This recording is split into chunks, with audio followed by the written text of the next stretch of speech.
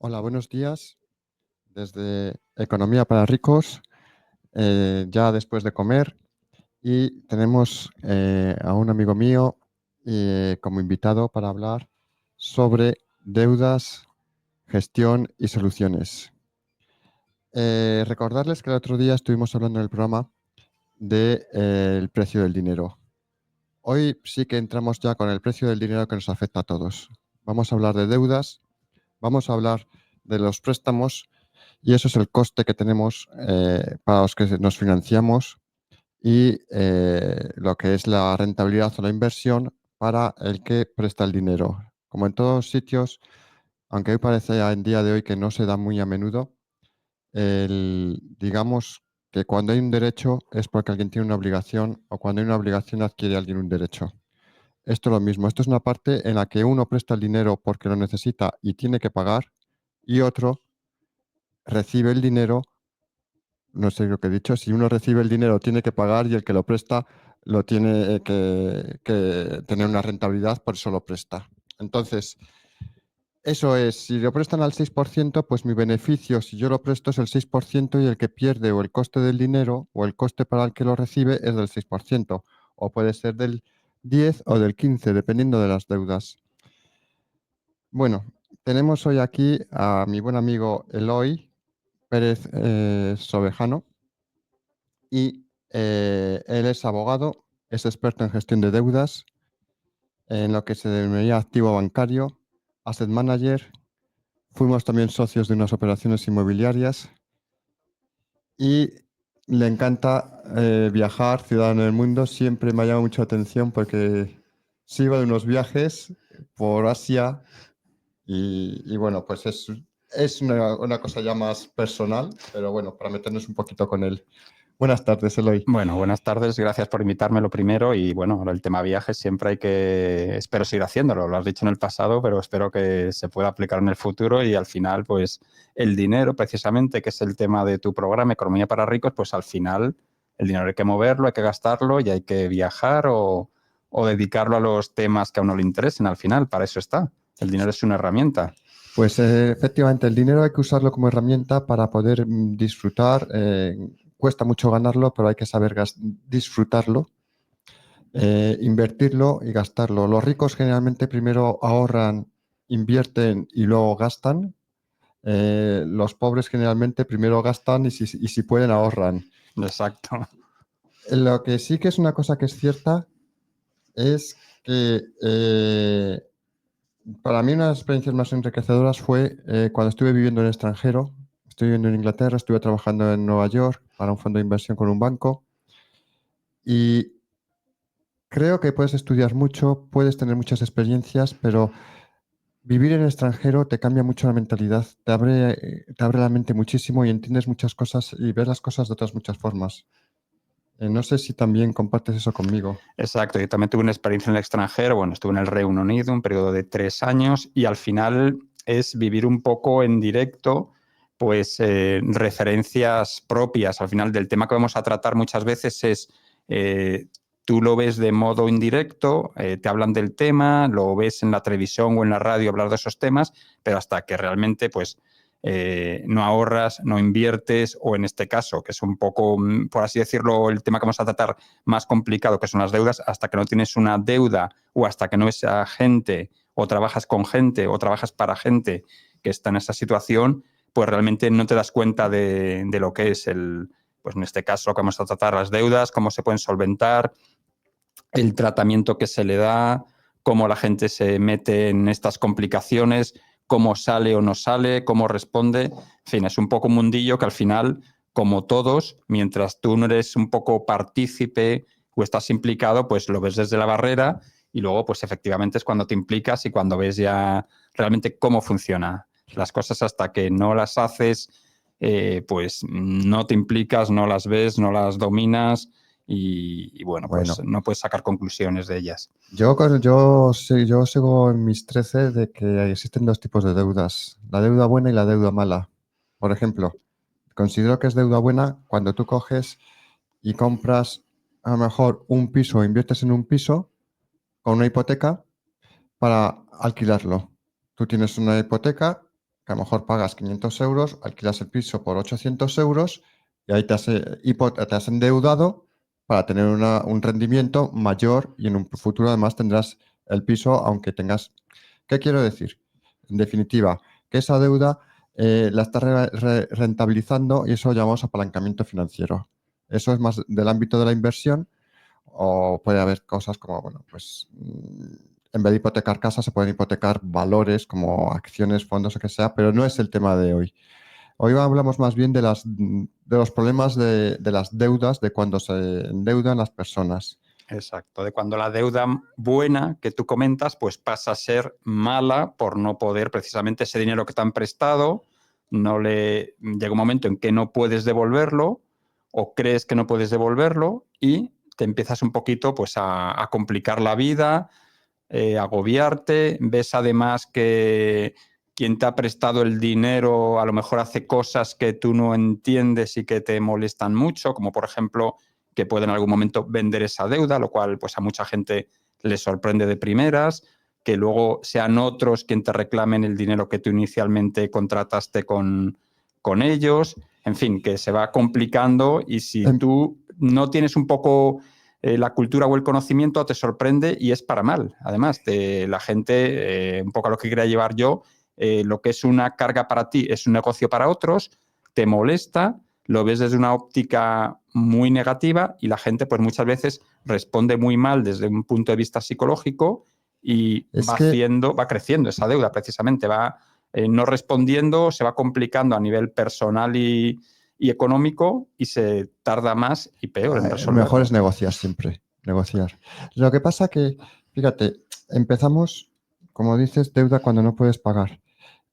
Es, por empezar, es como la carrera de la rata, que empiezas y que no llegas, no llegas y que no llegas. Entonces, ese es el punto en el que hay que decir, empieza a haber un problema y es como todo, cuando te das cuenta que hay un problema, una cosa que tienes que solucionar, si sabes cuál es el problema, puedes intentar solucionarlo. Si no eres consciente del problema, no. Y por ejemplo, aquí hablábamos mucho del precio del dinero. Hay diferentes tipos de deudas. Todos sabemos que, bueno, pues deudas desde las hipotecas hasta los microcréditos, hay diferente tipología que va aumentando lo que es el coste para el endeudado y la rentabilidad para ese. ¿Pero por qué? Porque, entre otras cosas, hay más o menos garantías. Es decir, una hipoteca, hay muchas garantías reales que si no pagas, pues te pueden embargar una casa, te hacen un estudio crediticio a priori, en el que te piden nóminas, ingresos, antigüedad del trabajo, te hacen un estudio exhaustivo y además tiene una garantía que si tú no pagas, el banco no quiere el piso, pero es una forma de forzar que pagues. Pasas a los préstamos, como puede ser un préstamo personal, que te piden, bueno, pues un justificante de ingresos si no te hacen un estudio tan exhaustivo y sin una garantía real. Pasas a las tarjetas que puedes firmarlas directamente en el aeropuerto Exacto. y ya que también te hacen un estudio que la mayor parte de las veces cuánto Más, ganas, que no sé qué, se fían. más sui generis, efectivamente, o por ejemplo el tema microcréditos que tú comentaste, que muchas veces ya te lo damos un poco con un estudio más ligero y a fondo perdido a veces, porque ellos saben luego que tienen herramientas para intentar recuperar o vender ese préstamo incluso. Pero ¿quién acude a los microcréditos? Pues generalmente personas que tienen ya alguna complicación crediticia en muchas ocasiones. ¿Y por qué van a los microcréditos? Pues porque es lo más fácil en Y les principio deniegan, y para porque a lo mejor tienen obtenerlo. las NEF Exacto, o están les deniegan a financiaciones mucho más sencillas. Cuanto su más difícil o cuanto más tipo de interés, el riesgo es mayor y la situación crediticia es peor. correcto. Y ya hay créditos pues de muy baja calidad, por así decirlo, y que al final pues exige menos garantías y que al final te lo dan, pero las condiciones van siendo peores cada vez, te dan con unos préstamos, con unos intereses, perdón, tremendos y que al final muchas veces es falta de previsión del titular y luego complicar el problema. O sea, muchas veces la persona quizás sí tiene capacidad inicial, no hizo una buena planificación económica, pues la vivienda quizá no era el momento ideal para comprarla, el vehículo no era el momento ideal para comprarla, se cambian las circunstancias. Generalmente pues hay un tema de un despido de por medio, hay un tema de alguna otra deuda que puede salir a relucir, algún tema también médico incluso.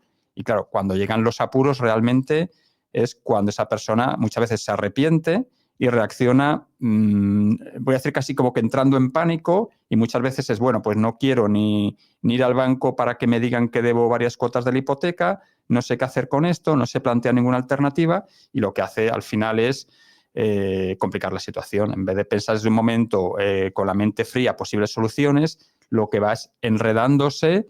El miedo, se apoderan, Exacto. el miedo a gestionar y no ser consciente. Por eso digo que siempre, yo creo que en la vida lo mejor es hablar, negociar y llegar a un acuerdo.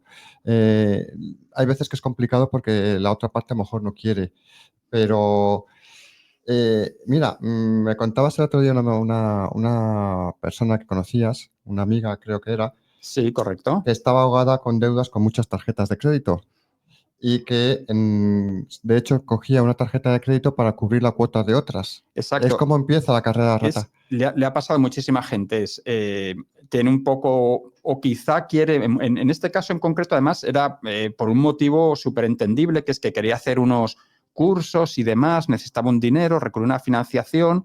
La financiación se le complicó luego por temas laborales, que pasó a ganar menos, recurrió a otras tarjetas ya para un poco préstamos del día a día. Y claro, lo que ella en principio no sabía es que había contratado unas tarjetas que luego también vas a profundizarte un poquito en el tema con un préstamo muy elevado, que luego, bueno, pues se han ido, ahí sí que se ha ido actuando un poco legalmente, se ha actuado sobre esos, se han calificado si son legales o no con el tipo de interés que aplicaban, pero claro, llega un momento en que se le iban acumulando deudas y se le hacía imposible ya cubrir una tarjeta, cubrir la otra, iba haciendo pagos parciales, se le creaba una tensión tremenda al final de tener que intentar cubrir parte de esas deudas cada mes, y lo que hizo fue primero plantarse, intentó sobre todo tener toda la información posible, intentó recurrir a créditos bancarios del día a día, Tradicionales. los tradicionales, pero ahí se encontró con la dificultad que tú comentabas. Como había entrado en listados pues, de morosidad, se los denegaban, aunque en realidad pues sí tenía un salario aceptable, tenía unas condiciones que en principio como que sí se le van a dar. Y lo que hizo en este caso fue, analizó uno a uno, encontró una abogada de confianza, que además en este caso concreto se comprometió a cobrar sobre los posibles beneficios, y ha ido eliminando una tras otra. O sea, han ido cayendo como piezas de Que dominó. veremos en la segunda parte del Sí, programa, ahondaremos un poquito más en este tema con los claro. microcréditos.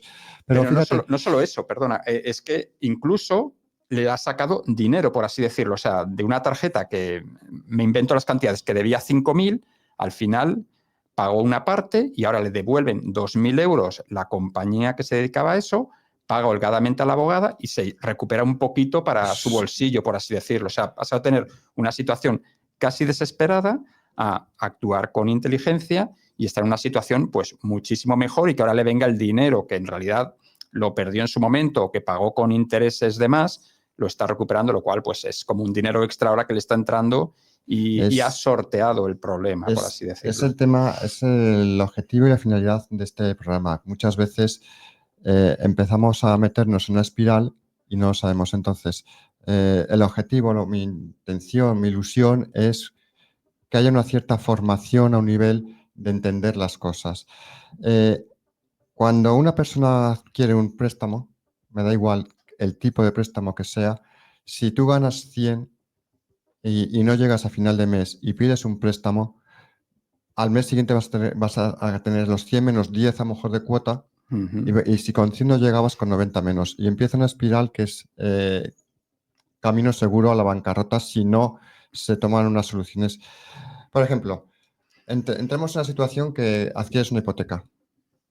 Que es el mayor préstamo normalmente que adquiere pues, un ciudadano, y además pues, es un tema social. Realmente, pues tú desde que empiezas a trabajar, la ilusión prácticamente de todo ciudadano en un momento dado, no sé si obligado o no obligado, la cultura también de este país es al final, bueno, pues yo trabajo y mi idea es pues cuando ahorre, comprar una vivienda que lleva aparejado pues muchas veces independizarse, iniciar una familia, o sea, un movimiento, un proyecto de vida 100% lógico y natural, en que todo el mundo un poco desea. También hay gente, bueno, que puede desear el alquiler, pero bueno, un poco la idea es esta de he trabajado. Sí, en Europa se estila mucho más el alquiler, porque no sé si por la movilidad, por que es un tema cultural o lo que sea, pero también hay que decir una cosa. La vivienda, un problema actual que está en boga. Eh, que los pisos son muy caros, que los alquileres son muy caros. A lo mejor no solo es el foco, que sí es verdad que son muy caros, pero a lo mejor es tema de salarios, Exacto, de oferta y sí. demanda. O sea, no nos centremos que muchas veces decimos la vivienda, la vivienda. No, la vivienda es, digamos, una pieza de un puzzle que mueve toda la economía, como salarios, productividad, Sí. cultura, educación financiera de cómo sí, cómo no. Porque en el 2008 te daban el 120%. Ibas al banco y te decían, sí, te financiamos el 100% de la casa, el 10% de los gastos de impuestos y gastos notariales, y un 10% o para amueblar eso o financiar un coche a 40 años. Exacto, sí, Entonces, no, eso eso es lo ocurrió que no puede muchísimo. ser. ¿Cómo vas a financiar un bien que te dura 8 años en el mejor de los casos? Bueno, o 10 o 15 años, me da igual. ¿Cómo vas a financiarlo a 40 años? Y eso fue el gran negocio y la falta de ética de los bancos. Y además, bueno, hubo la crisis del 2009, hubo pues cierto reorganización también, se establecieron pues otros criterios para pues prolongar un poquito los periodos en los que se podía reclamar por parte del banco la vivienda, se dieron facilidades de pago, o sea, se establecieron algunos temas para facilitar las operaciones, pero al final es lo que tú dices.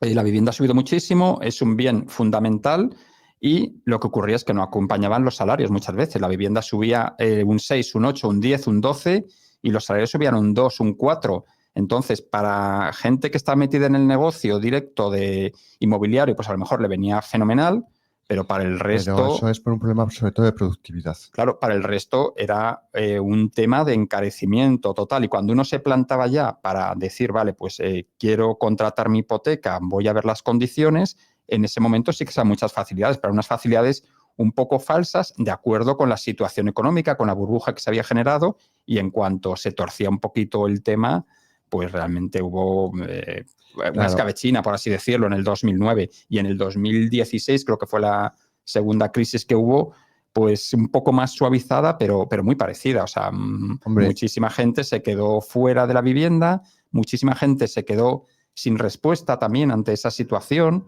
no sabía cómo actuar y al final pues repercute en la economía, repercute en todo. Los sí, bancos llegó un momento en que tampoco estaban interesados en adquirir vivienda, en fin, era una situación ilógica y muy complicada para particulares, sociedades y la sociedad en general. mi consejo siempre, yo me acuerdo el otro día, veía pues bueno, pues un comentario que decían, es que hay personas que no podemos ni ahorrar ni 10, ni 15, ni 20 euros al mes.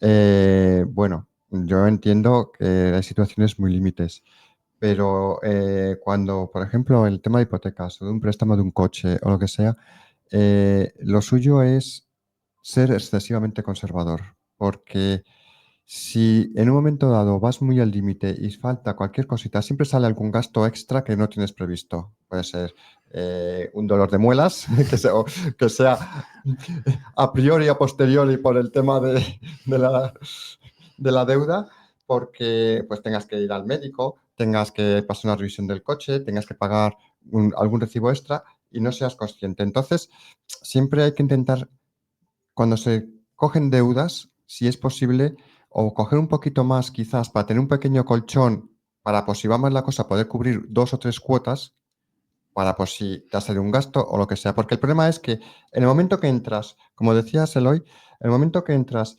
en morosidad con una de ellas y sales en el fichero de ASNEF, financieramente estás muerto para pedir deudas o para financiar Para cualquier financiar, cosa. exacto, arrastra todo. O sea, muchas veces yo incluso iría antes, o sea, antes que tener un colchón, antes que tener que plantearte si llegas o no a la hipoteca, realmente plantearte lo que quieres comprar. Ya sé que es duro muchas veces, pero decir, mira, realmente esta vivienda de 250.000, por poner una cantidad de 250.000 a 30 5 años me va a ser muy complicado pagarla, y efectivamente tener en mente que cuando tenga algún tipo de complicación se va a complicar más.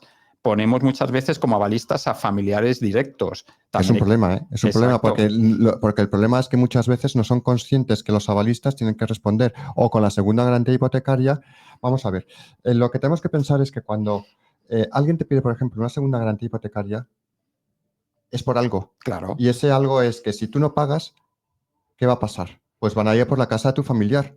Entonces, cuando te piden la nómina, te la están pidiendo para que justifiques una cosa. Cuando te piden, siempre hay un porqué. Entonces, no nos quedemos, vamos, mi consejo, nunca jamás nos quedemos en la primera derivada. Oye, me van a dar la hipoteca, me van a dar la hipoteca, me van a dar la hipoteca. Sí, pero me la tengo que coger y la nómina. Vale, no me importa. Tengo que coger y que mi padre me avale y no me importa o sí me importa. Voy a poner como, bueno, pues la casa de mis padres que está valorada en 400.000 euros para comprar un piso de 100.000 euros. Ojo, ¿me vale la pena arriesgar 400.000 euros de una casa que no es mía, que es de mis padres, que pueden perderla si yo no pago la de 100.000 euros? Entonces, el problema es que muchas veces no pensamos la segunda derivada o las consecuencias de lo otro. claro. Es un poco ponerse en lo peor, aunque sea duro, Correcto. aunque uno vaya con mucha ilusión, aunque uno diga, bueno, no, estoy estable, en principio llevo trabajando en esta empresa mucho tiempo, si todo continúa así, pues me van a ascender, mis nóminas muchas veces pensamos que subirán porque sí, cuando a lo mejor no es tal que de esa manera. Entonces, ponerse en lo peor, decir, vale, yo voy a firmar, yo he puesto como avalistas a familia mía, tengo estos activos que de momento no quiero tocar, pero, o sea, decir, vamos a ver si los tengo que tocar, luego también tengo que hacer vida normal, realmente en 3 años voy a necesitar un coche, o sea, hacer un poco un estudio de cuál es tu situación económica real y ver hasta qué punto pues, te puedes permitir esa vivienda o si realmente corres el riesgo de que se te vaya de las manos, que es un poco el problema inicial de mucha gente que dice, bueno, pues ya que me han dado la hipoteca, sigo ganando bien, aspiro a esto, este es el momento de comprar, de invertir, de tal, de no sé qué.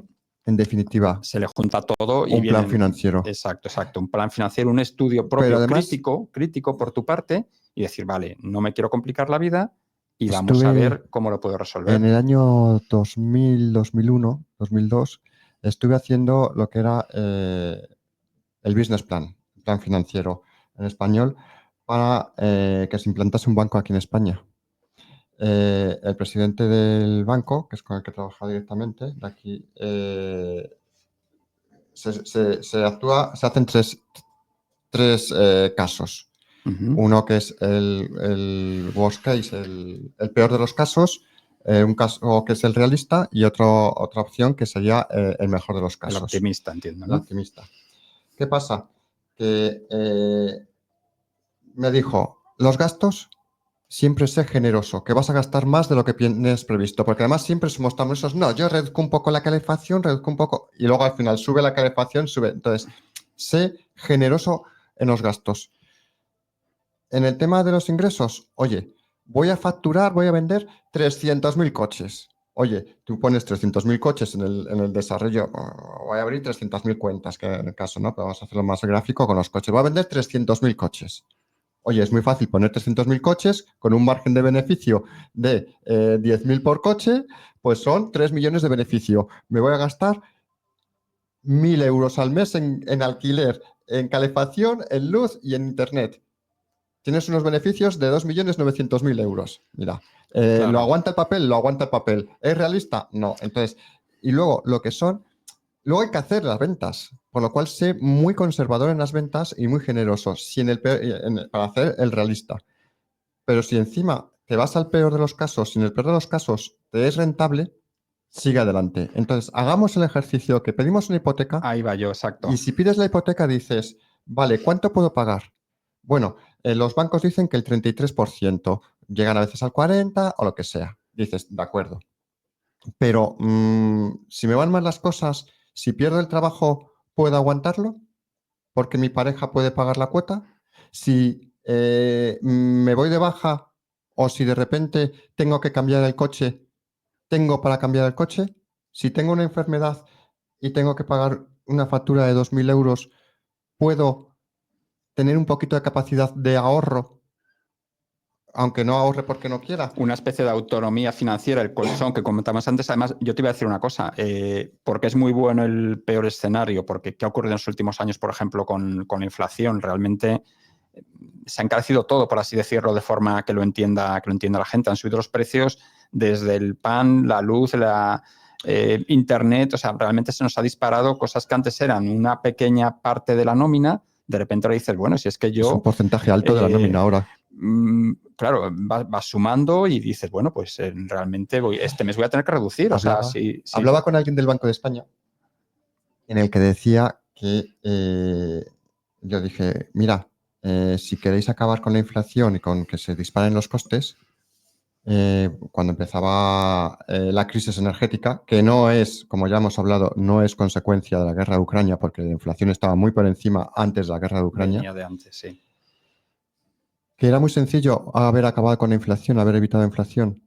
Si el 70 y tantos, 80% de los costes que se paga de la factura de luz son impuestos, Exacto. baja un poquito los impuestos y compensas lo que es la subida, lo compensas. Y entonces no habríamos tenido esa inflación, que no es que la inflación de la luz es, uy, me ha subido de 40 a 45 euros la factura de la luz. El problema es que a ti a lo mejor te suben 5 euros, pero el que recoge el grano, el panadero, el transportista y todo eso, esos 5 euros te los va poniendo desde el que recoge el grano, al transportista, al gasoil, al que lo acumula, al que hace el pan, al que distribuye, la tienda que vende. Y son 5 euros, a lo mejor, en toda cadena de valor que aumenta y es lo que hizo que fuese tan fuerte la inflación. Van repercutiendo en todos. Una empresa que se dedica a producir plástico, al final, si se le reducen sus costos, tiene que pasárselo a los clientes. No puede estar con que se le elevan los gastos y con los mismos ingresos. Entonces tiene que buscar alternativas,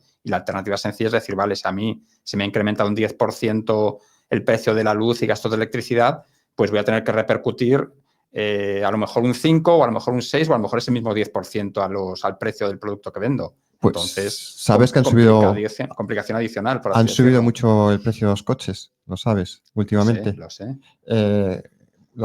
Todos los préstamos para los coches van a ser mayores, pero ¿sabes cuál es la segunda consecuencia que el otro día leía? Dime. Que tenían que haber vendido una serie de coches, una cantidad de coches eléctricos, las automovilísticas europeas. No han llegado a la cuota. Exacto. Le van a sancionar con 15.000 millones a las automotrices europeas.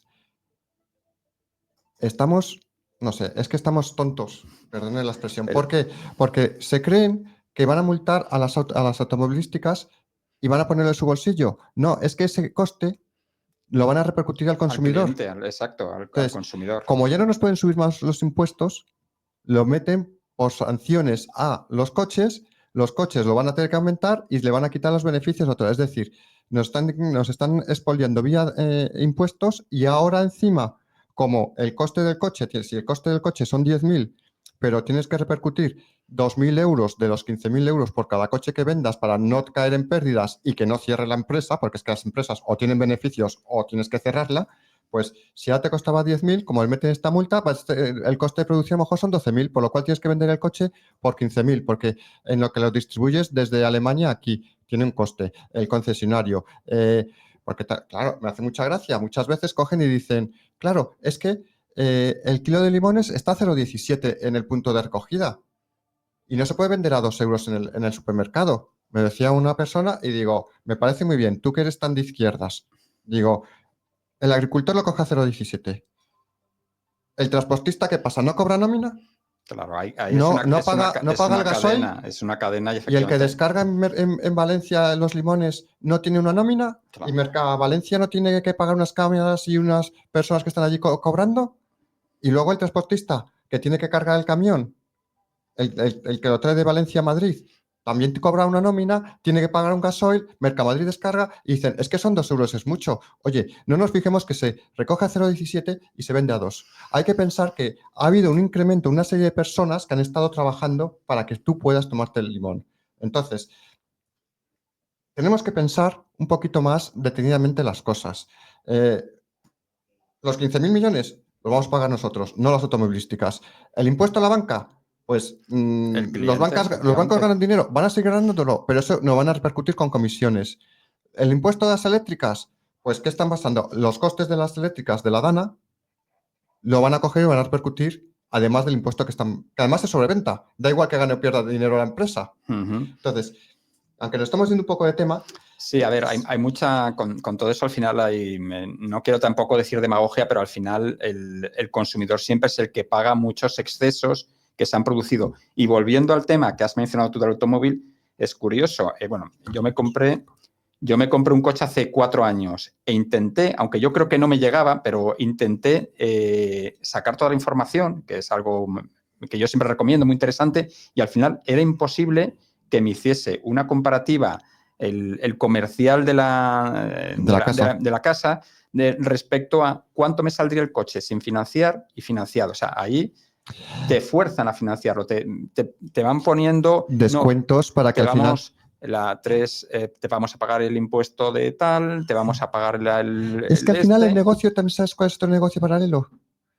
Las financieras. Claro, las financieras de las a automovilísticas. eso me refiero, que es casi imposible. Antes yo creo que se producía. Seguramente mi padre cuando se compraba un coche lo pagó a tocateja, que tampoco le he preguntado. Pero hoy en día no. O sea, no, es que ahora todo el mundo es financiero. Es los bancos son financieras, las automovilísticas son financieras. Que me parece bien, no tienen, o sea, es un negocio, te dan un servicio y si te interesa lo coges, si no te interesa no lo coges, obviamente, porque hacen un negocio. Pero ahí volvemos otra vez a lo mismo de las deudas. A lo mejor dices,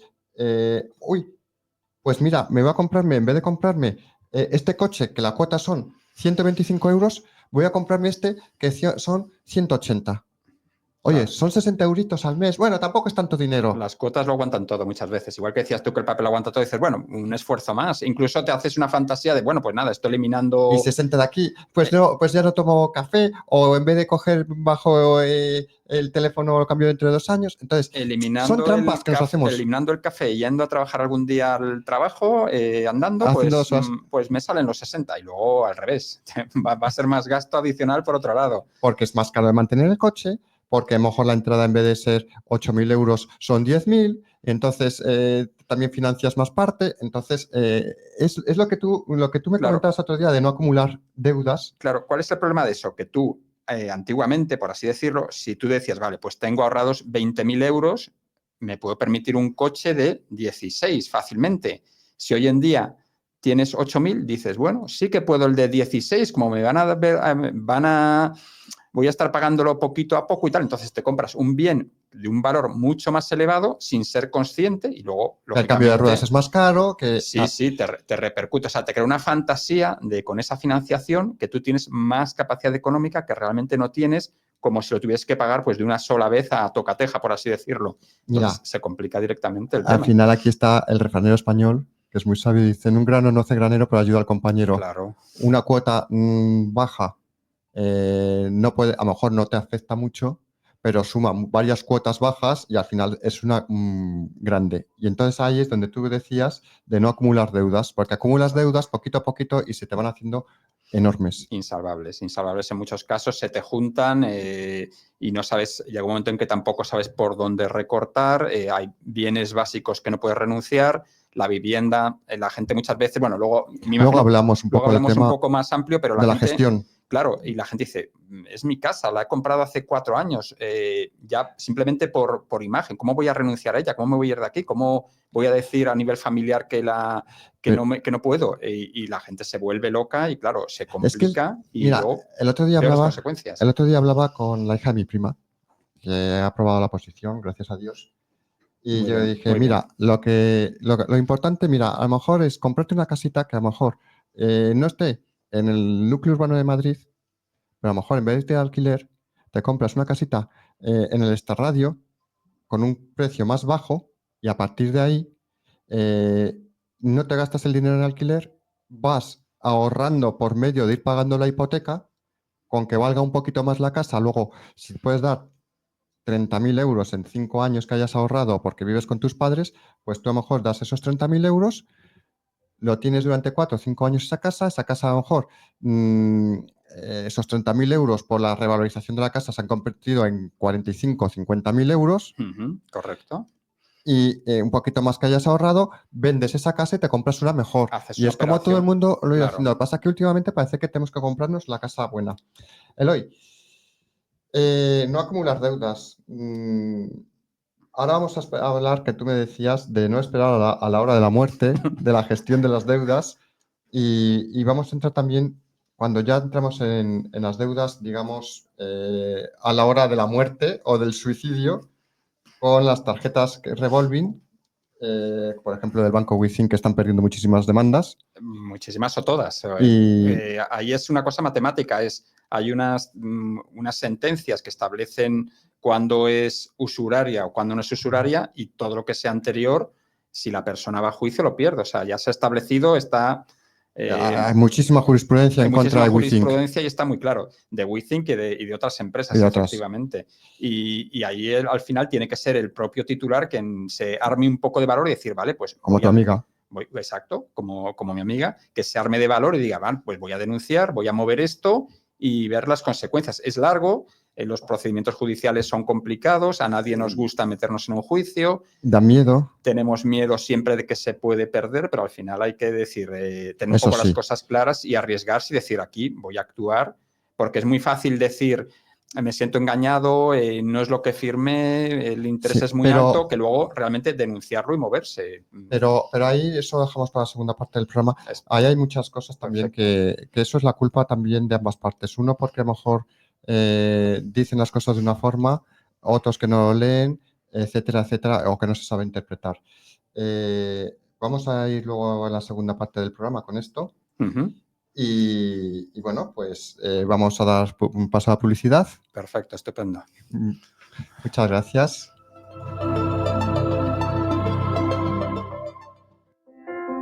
Sumérgete en los entresijos de la contabilidad de una manera accesible y práctica con Cómo leer un balance sin ser economista.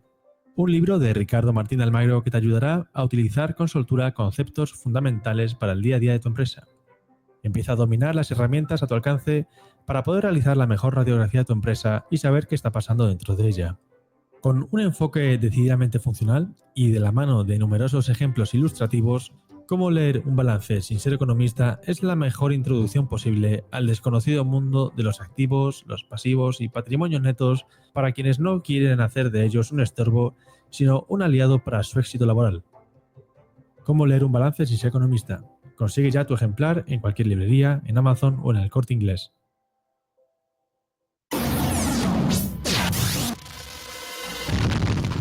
Cuando las noticias dan miedo, los que las contamos tenemos que dar más miedo. Sir, yes, sir. Multicanal Radio. ¿Te interesan los temas de seguridad, defensa, inteligencia y terrorismo? ¿Quieres estar al tanto de la realidad que enfrentan día a día los policías nacionales y guardias civiles? Sintoniza Azul y Verde en multicanalradio.com. Todos los lunes a las 5 de la tarde. Te traeremos el análisis más completo y actualizado sobre la delincuencia, el terrorismo y los desafíos del mundo de la seguridad y defensa. Azul y Verde, donde la realidad y la información se encuentran. No te lo pierdas.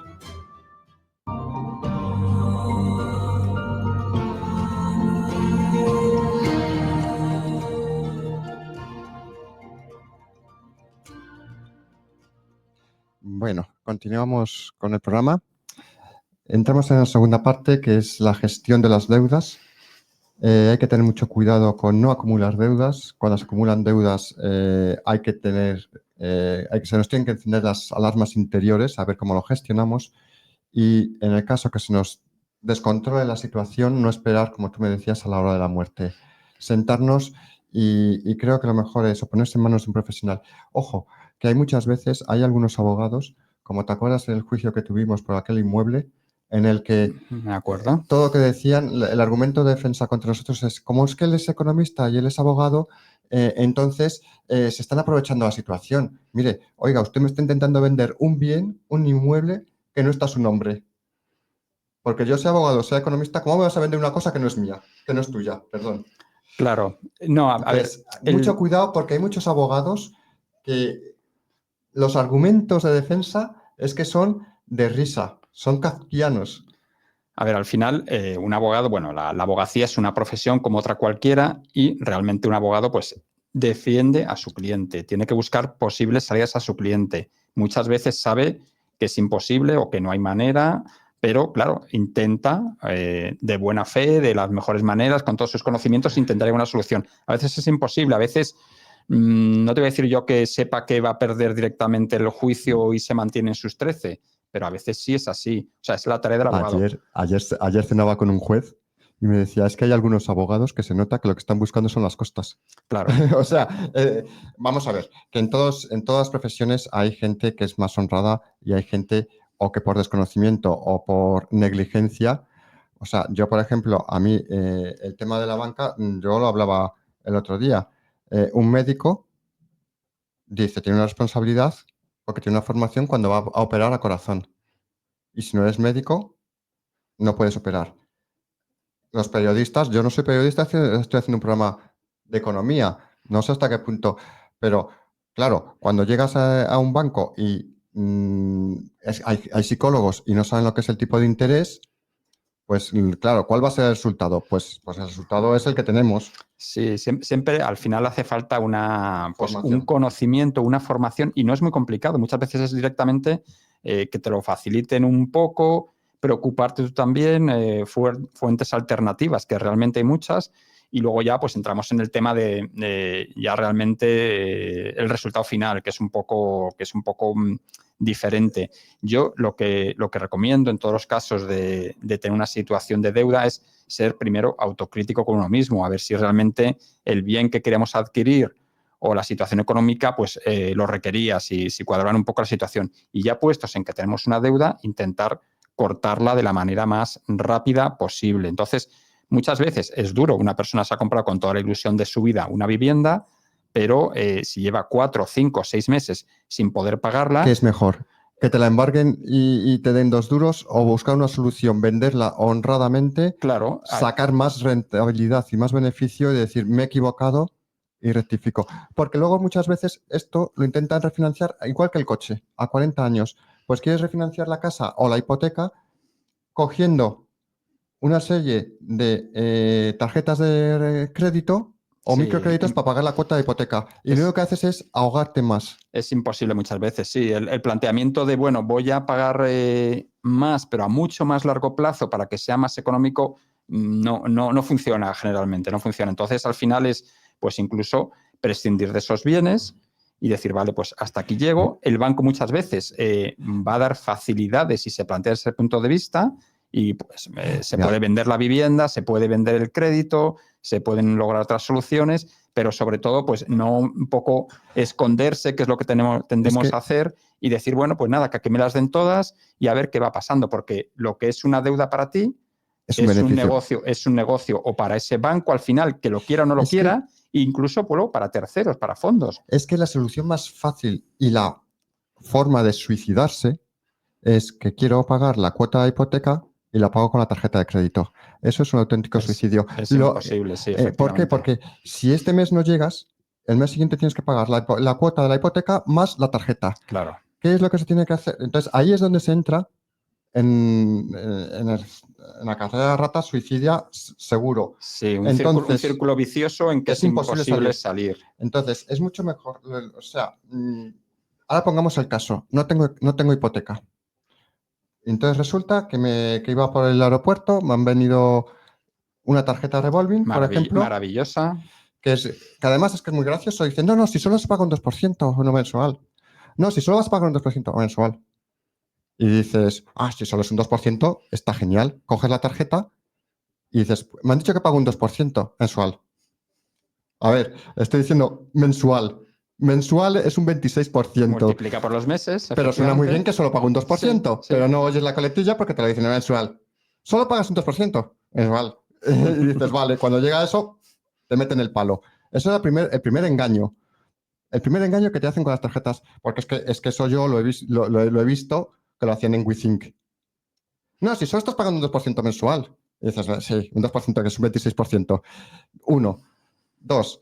Entonces entras en ese ciclo y tú imagínate que hay muchísimas personas con una tarjeta de crédito dispuesto de 10.000 euros. ¿Cuánto estás pagando anual? 2.500 euros al año. Claro, claro. Son Entonces, cantidades muy, muy, muy elevadas. Cuando tú incluso entras ahí, al la mes. gestión que tienes que hacer es, oye, voy a pedir un préstamo personal al 6% y me quito esto.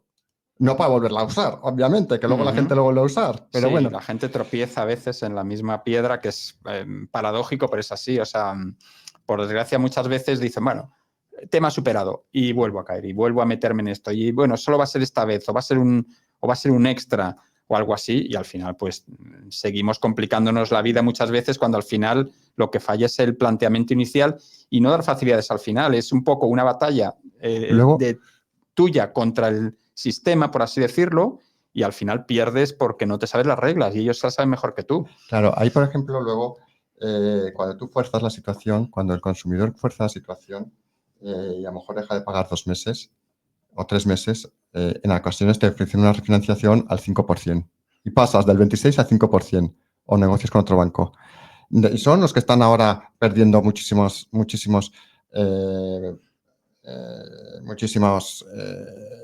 juicios, Sí. que son los que están devolviendo. Pero mira, por ejemplo, también han proliferado muchísimas financieras de microcréditos. Entonces dices, bueno, voy a pagar la cuota de la casa con una tarjeta.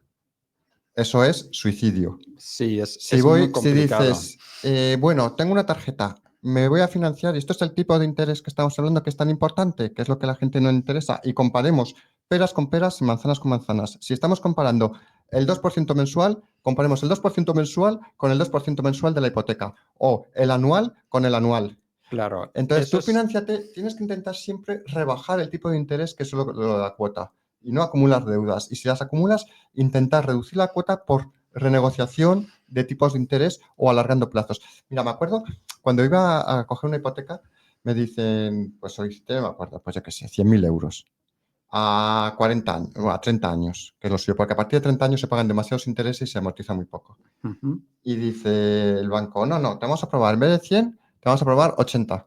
Y en vez de 30, a 20 años. Claro, le digo yo, bueno, me cogí, tenía mucha confianza con la directora de la sucursal. Llego y digo, mira, estos de créditos no tienen absolutamente ni idea de por dónde se andan. Mucho analista de riesgo, que sea. El analista de riesgo, que es evitar el riesgo o que O me quiten el propiciarlo a colchón veces. o potenciarlo. Me quitan el colchón y me suben la cuota. ¿Están buscando quién pague? A veces parece eso. Eso es A la veces- incultura y lo mal que funcionan algunos departamentos en ocasiones. Ahí coincido completamente. Sí, hay veces en que tú dices, vale, entre que la persona no sabía, el notario miraba para otro lado y el banco se la quiso jugar, parece que todo era un plan para quedarse con la vivienda de esta persona y no solo eso, que esta persona encima se quedase con una deuda adicional, que se la vendiesen a otro, que se la reclamasen, ahí que es el vaya a momento. juicio con interés, o sea, un desastre económico para todos. O sea, Además, la crisis muchas veces, lo que jugaron en la crisis del 2008 los bancos, como nunca baja, en América, los americanos era, como la vivienda nunca baja, mire, hoy en día es que no se puede decir nada. Si yo digo, qué guapa es esta chica, ya hasta me pueden demandar por pues sí. yo qué sé ya cómo se llama, acoso. Llámalo como quieras, sí. Pero el hecho es que en Estados Unidos hubo una ley en la que tenían que dar un porcentaje de hipotecas a personas de color para que no se sintiesen discriminados. Y los bancos dijeron, bueno, me da igual, yo a esta persona le doy una hipoteca de $100.000. Sé que no va a pagar en 6 meses, en un año le voy a embargar, pero como la casa va a valer 140.000, a mí me da igual. ¿Por qué? Por una ley que decían, para que no haya discriminación. Bueno, pues vale, pues el banco dice, pues si me obligan lo tendré que hacer. Y jugaban esas cartas por obligación. Mira, es como los microcréditos. Los microcréditos, es que, ¿qué es mejor? Con unos intereses muy elevados microcréditos, el prestatario gana mucho dinero con los que pagan bien. Si no pagan bien, o puede declararse en quiebra el deudor, o no lo pagan, o tardan mucho en pagar, y entonces el flujo de caja y todo eso te destroza. Tienes que pagar al abogado, tienes que ir a juicio y esos son unos costes muy altos. Para un microcrédito, para recuperar a lo mejor un crédito de 300 euros, tienes que invertir 800 euros, que luego tendrá que pagar el otro por las costas y recuperas tus 300, pero has tenido que adelantar el dinero, etcétera, etcétera. Por eso también tienen que ser unos tipos de interés elevados, porque los que pagan bien, bien, pero para el que paga mal, tienes que compensar la pérdida. Por lo cual, ¿qué es mejor de todas formas? El empresario de este tipo no gana tanto dinero, pero a veces es decir, ¿qué es mejor? ¿Que me puedan dar un préstamo de 300 euros y tenga que devolver 600 en 2 meses y pueda comer? ¿O no pido el préstamo de 300 euros y no como durante 5 días? Exacto. A ver, el problema de los microcréditos es que es un mercado también que está muy saturado, que hay muchísimas empresas y que al final se aprovechan. Y muchas veces hay microcréditos, empresas de microcréditos que están ya especializadas en personas que tienen muy poca capacidad económica y encima se lo complican más. Les dan dinero sin garantías, por así decirlo, y al final, pues con unos intereses muy, muy, muy altos. No se lo va a dar nadie y se lo dan ellos. Y claro, muchas veces está destinado a fracasar ese préstamo. Si tú cayeses en una situación de impagos, A ver, ¿cómo harías la gestión de la deuda? A ver, lo primero sería intentaría ser muy autocrítico, decir, vale, me he metido en este lío, a ver cómo salgo. Me compré algo que no necesitaba, pedí un dinero que no podía asumir. ¿Cómo puedo hacer? Intentar estudiar primero, ver si realmente es posible algún tipo de refinanciación, así sobre la marcha. Luego, depende del crédito que sea, incluso devolver un vehículo. O sea, muchas veces tú dejas de pagar un vehículo, te van a ofrecer la recompra de ese vehículo con un valor más pequeño. Te van a ofrecer. ¿Qué quiero decir? El problema es que muchas veces, que es lo que yo quería que me dijese, si no me has dicho, ya. Es negociar, hablar, ponerte en Sí. contacto con la financiera. Oiga, señor financiera, siempre, sí. no puedo pagar. Sé que tengo una deuda. Usted, que es especialista, dígame cómo puedo hacer, cómo puedo afrontar la situación. Correcto. Buscar ayuda de alguien que sí sepa. No te lo he dicho, pero te lo iba a decir. Lo sé. Entonces, sí, o sea, es ser realista, ponerte en una situación un poco de humildad y decir, vale, tengo el coche, pues me voy a tener que quedar sin coche, debo 12.000, solo me dan 5.000, voy a intentar venderlo a un tercero, voy a intentar venderlo con una empresa de segunda mano, intentar decir, vale, me voy a quedar sin coche, pero me voy a quedar con la deuda a la mitad y luego refinancio esa deuda adicional. Con la vivienda, 3/4 de lo mismo, al final es duro, es la vivienda, el sueño de muchísima gente, decir, vale, mejor revender esta vivienda, que la adquiera un tercero o el préstamo o que la comercialice, porque todos los bancos tienen una comercializadora, que me den una parte de la deuda o que me descuenten todo, intentar negociar fuerte con ellos y decir, vale, me he quedado sin vivienda, pero mira, al final recuperé una parte del dinero o no me he quedado con ninguna deuda adicional, porque mucha gente encima pierde la vivienda y se queda con deuda adicional, lo que es una cola hipotecaria. Y eso, pues, es hasta difícil de entender por mucha gente y es un lastre para el futuro. Es decir, encima de que me quedé sin vivienda hace 5 años, voy a tener que estar pagando 6 años más, algo que ya no tengo. Ojo. Ahí entramos en una cosa que hay que dejar muy clara, la dación en pago. Lo que el banco quiere, el banco lo que hace es te deja 200.000 euros. El banco lo que quiere es que devuelvas 200.000 euros. Le da igual tu casa, porque además no es una casa que haya... O sea, el que está comprando la casa es el deudor. El que quiere esa casa es el deudor. El que se equivoca es el deudor. El banco lo que quiere es que yo te he dejado 200.000, tú me devuelves los 200.000 más intereses. Claro. A mí no me interesa para nada tu casa. Si tú la adornas, la rompes, la mejoras, haces una reforma de superlujo, me da igual. A mí me das el dinero, que es lo que me interesa. Lo que pasa es que es una forma de forzar y en caso de que no pagues, el banco no lo quiere. Dice, bueno, pues a lo mejor no puedo recuperar todo el dinero. Entonces, si a lo mejor vende la casa, tú todavía debes 150.000 y solo puedes venderla por 100.000, el banco que quiere es recuperar su dinero. No es, la casa es tuya. Claro, pero ahí precisamente porque los bancos no quieren acumular y han acumulado muchas veces, sí que están dispuestos a negociar y hasta cierto punto de forma generosa, con lo cual pues puedes escapar de esa situación complicada y bueno, que al final no arrestes un problema de por vida, como decíamos antes, que de por vida muchas veces es heredar hijos para más INRI. Un minuto nos queda. En un minuto tenemos que hacer ley segunda oportunidad, defínemela en 30 segundos.